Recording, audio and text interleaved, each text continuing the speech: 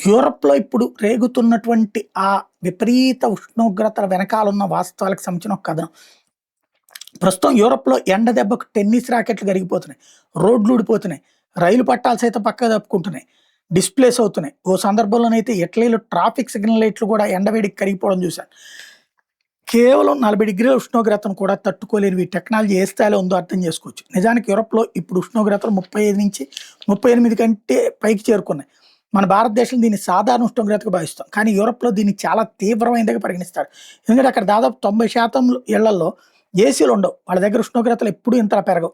సాధారణంగా అక్కడ ఎప్పుడు చల్లటి గాలి వీస్తూ వాతావరణం ప్రశాంతంగా ఉండదు. కానీ ఎప్పుడైతే ఉష్ణోగ్రతలు ఇంతలా పెరిగిపోతాయో ప్రజలు తమ ఇళ్ల నుండి బయటకొచ్చి వీధుల్లోకి మరియు సముద్ర నదీ తీరాల్లో నీటి దగ్గరికి చేరుకుంటారు.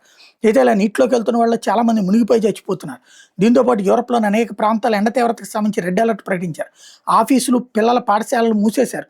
జనాలు రోడ్లపైకి వచ్చి నీటి బుగ్గలు దగ్గర స్నానాలు చేస్తున్నారు. ఫ్రాన్స్ మరియు యూకేల్లో జూన్ నెలలో ఇప్పటిదాకా లేనంత అత్యధిక ఉష్ణోగ్రతలు నమోదాయి. అందుకే యూరప్ మండిపోతోందని చెప్తున్నారు. అక్కడ సాధారణంగా ఎండలు కాయవు. కాబట్టి వాళ్ళ వాతావరణానికి తగ్గట్టుగా వస్తువులను తయారు చేసుకున్నారని కొందరు వాదించొచ్చు. కానీ కొద్దిగా ఒత్తిడి పెరిగినప్పుడు కూడా తట్టుకోలేక చేతులెత్తేయడాన్ని చీఫ్ క్వాలిటీ అంటారు.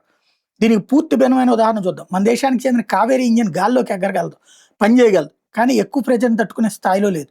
అదే యూరప్ తయారు చేసే ఇంజిన్‌లు మాత్రం ఎంత ఒత్తిడినైనా ఈజీగా తట్టుకోగలవు. రక్షణ రంగంలో వీళ్ళు టాప్ కావచ్చు.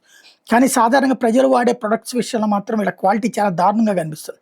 అక్కడ బిల్డింగులు కూడా ఎంతవరకు బలంగా ఉంటాయో ఎవరికీ తెలీదు. మొత్తానికి ఇవన్నీ ప్రపంచం ముందు హైటెక్ దేశాలుగా బిల్డప్ ఇస్తాయి. కానీ నిజానికి చాలా విషయాల్లో చాలా చీప్‌గా ప్రవర్తిస్తాయి.